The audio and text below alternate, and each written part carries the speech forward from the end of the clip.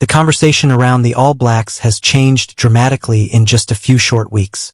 Only months ago, uncertainty surrounded New Zealand rugby after the departure of Scott Robertson, leaving many supporters wondering whether one of the sport's greatest teams was entering a difficult rebuilding period. Questions were being asked about confidence, attacking identity, and whether the team could once again become a genuine force capable of challenging the mighty Springboks. Today, however, the mood is very different. Under new head coach Dave Rennie, optimism has returned, performances have become more adventurous, and perhaps most importantly, belief has started to flow back through both the squad and the fans. 3 victories in the Southern Hemisphere leg of the Nations Championship have not only restored confidence but have also provided valuable evidence that New Zealand is moving in the right direction ahead of one of the biggest challenges in world rugby.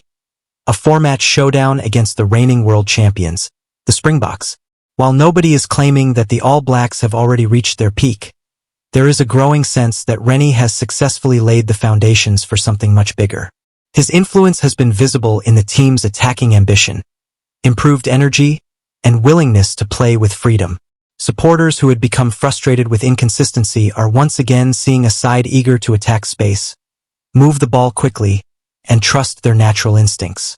That renewed confidence has transformed the atmosphere surrounding New Zealand rugby. Rather than dwelling on the past, conversations are now focused on how far this team can develop before the 2027 Rugby World Cup. The opening victory against France immediately gave supporters something to celebrate. Facing one of the world's strongest sides is never an easy way to begin a new coaching era. Yet the All Blacks embraced the challenge with confidence.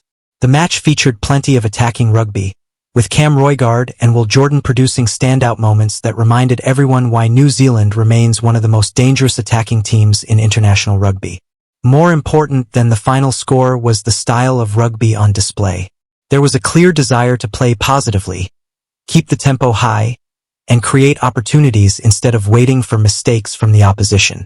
Although defensive adjustments were still needed, the performance suggested that the squad had already embraced Rennie's philosophy despite his limited preparation time. That immediate buy-in from the players was one of the biggest positives to emerge from the opening round.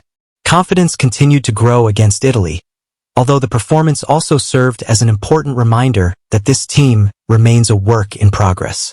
The scoreboard reflected New Zealand's superior quality, but there were periods when the attack became slightly impatient, forcing passes and trying to score spectacular tries instead of building pressure. Even so, these were encouraging problems to have because they reflected a team determined to attack rather than one playing with fear. Rennie later emphasized the importance of balancing ambition with discipline, and his players appeared to take that message on board heading into the final match. By the time Ireland arrived at Eden Park, the All Blacks looked noticeably more settled. The speed of their ball movement improved, their defensive organization tightened, and their decision-making under pressure became much more composed. Against one of the most disciplined teams in international rugby, New Zealand delivered arguably its most complete performance in several seasons. The victory was about far more than preserving Eden Park's famous unbeaten record. It demonstrated that the All Blacks could combine attacking flair with defensive control, a balance that every championship-winning side must achieve. Players across the squad contributed, but the collective performance was the biggest success. Rather than relying on individual brilliance alone, New Zealand operated as a connected unit, with forwards and backs working together to maintain relentless pressure. That level of cohesion will be essential when facing the physical intensity of the Springboks, whose power, depth, and tactical discipline continue to set the international standard. As encouraging as the results have been, perhaps the biggest achievement for Dave Rennie has been changing the mindset inside the All Blacks camp. Every successful New Zealand team has been built on confidence, speed of execution, and the belief that they can score from almost anywhere on the field. During the previous season, there were moments when that identity appeared to fade. The attack often looked predictable, players seemed hesitant to take risks, and opponents began to believe they could control the tempo against one of rugby's traditional powerhouses. Rennie has worked hard to reverse that trend. From the opening weeks of his tenure, he encouraged his squad to trust their instincts while also demanding greater accuracy in the basics. That combination of freedom and accountability has already started to reshape the way the All Blacks play. The transformation has not happened because of one tactical innovation or one superstar player. Instead, it has come from a collective commitment to playing with greater intensity in every phase of the game. The forwards have become more dynamic around the breakdown, giving the backs quicker ball and more opportunities to attack unsettled defensive lines. At the same time, the defensive system has shown greater urgency, forcing opponents into rush decisions and creating valuable turnover opportunities. International rugby is often decided by tiny margins, and New Zealand's ability to improve these small details has made a noticeable difference throughout the nation's championship. One of the players who has benefited most from the new environment is Roigard. Already regarded as one of the brightest scrum halves in world rugby, he has taken another significant step forward under Rennie. His pace around the ruck, sharp decision-making, and willingness to attack gaps have added another dimension to the All Blacks offense. Rather than simply distributing possession, Roigard has become a genuine attacking weapon capable of changing games in an instant. His performances have also helped establish a faster rhythm that suits New Zealand's traditional style of rugby. Equally impressive has been the continued brilliance of Will Jordan. Whenever the All Blacks need a moment of magic, Jordan consistently finds a way to deliver. Whether finishing opportunities on the wing, joining the attacking line from deep, or exploiting the smallest defensive mistakes, he remains one of the most dangerous finishers in international rugby. His ability to turn half chances into tries gives New Zealand a constant threat that every opponent must respect. Against quality opposition, players with Jordan's instincts often become the difference between winning and losing.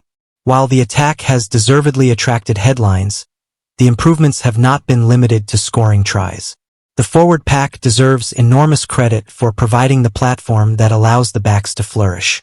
Modern international rugby demands physical dominance before expansive rugby becomes possible, and the All Blacks have shown increasing consistency in that department.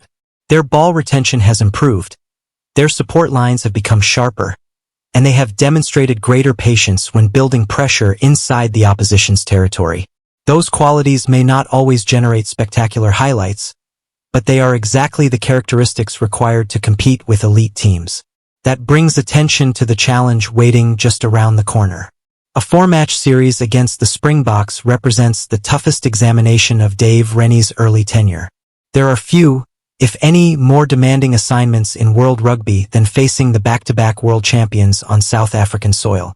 Under Rassie Erasmus, the Springboks have developed remarkable depth, relentless physicality, and an unmatched ability to adapt tactically during matches. Every position is fiercely contested, every replacement maintains the same high standards, and every test match becomes a battle lasting the full 80 minutes. The contrast between the two teams also makes the series especially fascinating. The Springboks continue to rely on overwhelming forward power, defensive pressure, and tactical kicking to control territory, while the All Blacks are rediscovering their traditional strengths built around speed, creativity, and attacking ambition. When those contrasting philosophies collide, rugby fans can expect some of the highest quality contests of the international season.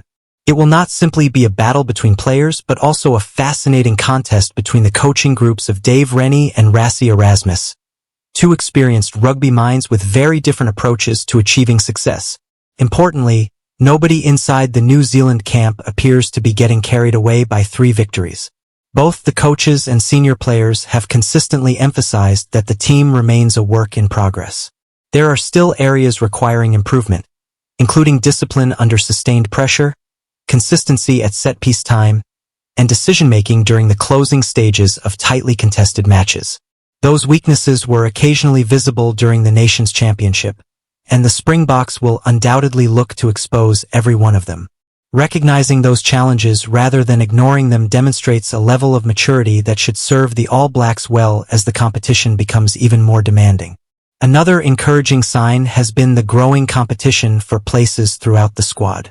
Strong international teams are built not only on talented starting lineups but also on the pressure created by players fighting for selection every week. Competition raises standards during training, pushes individuals to improve continuously, and ensures that injuries do not derail a team's ambitions. Dave Rennie appears determined to create exactly that kind of environment. Every player understands that performances, rather than reputation alone, will determine selection.